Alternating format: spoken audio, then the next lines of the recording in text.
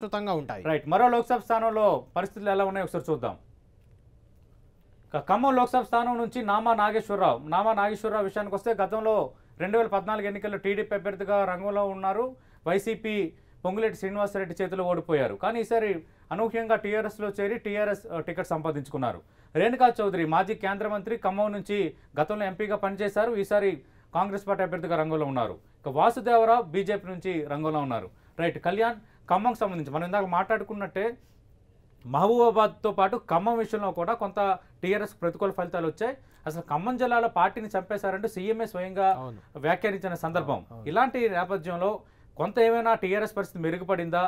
నామా నాగేశ్వరరావు మొన్నటి వరకు టీడీపీలో ఉండి ఇప్పుడు చేరారు కాబట్టి ఆయన ఎంతవరకు ఇంపాక్ట్ చూపిస్తారు? ఖమ్మం లోక్సభ స్థానంలో కేవలం ఖమ్మం అసెంబ్లీ సీట్ ఒక్కటి మాత్రమే పువ్వాడ అజయ్ గెలిచారు. మిగిలిన సీట్లన్నీ కాంగ్రెస్ గెలిచింది అక్కడ మొన్నటి ఎన్నికల్లో. అయితే ఇప్పుడు పరిస్థితి వేరు. ఆ గెలిచిన అభ్యర్థుల్లో ఎమ్మెల్యేల్లో చాలా మంది టీఆర్ఎస్లో చేరిపోయారు. ఖచ్చితంగా అక్కడ ఇప్పుడు టీఆర్ఎస్ బలంగా ఉంది. నామా నాగేశ్వరరావు గత ఎన్నికల్లో ఎంపీ అభ్యర్థిగా పోటీ చేసి ఓడిపోయారు. అంతకుముందు ఎంపీగా కూడా పనిచేశారు. కాబట్టి ఖచ్చితంగా వ్యక్తిగత పరిచయాలు ఉంటాయి. టీడీపీ నుంచి ఉంటుంది. టీఆర్ఎస్ శ్రేణులన్నీ కూడా ఏకతాటిపైకి వచ్చాయి. మొత్తం మంది తుమ్మల నాగేశ్వరరావుతో సహా అందరూ నామా నాగేశ్వరరావు గెలుపు కోసం ఐకమత్యంగా పనిచేస్తున్నారు. కాబట్టి ఇక టీఆర్ఎస్ చాలా హోప్ పెట్టుకుంది. రేణుకా చౌదరి కూడా చాలా గట్టి అభ్యర్థి. ఇంతకుముందు ఎంపీగా కూడా ఇక్కడ నుంచి ప్రాతినిధ్యం వహించారు. కాబట్టి ఇక్కడ పోటీ కొంత ఉండే అవకాశమే కనిపిస్తుంది. ఇద్దరు మళ్ళీ ఒకే సామాజిక వర్గం నుంచి చెందినవారు.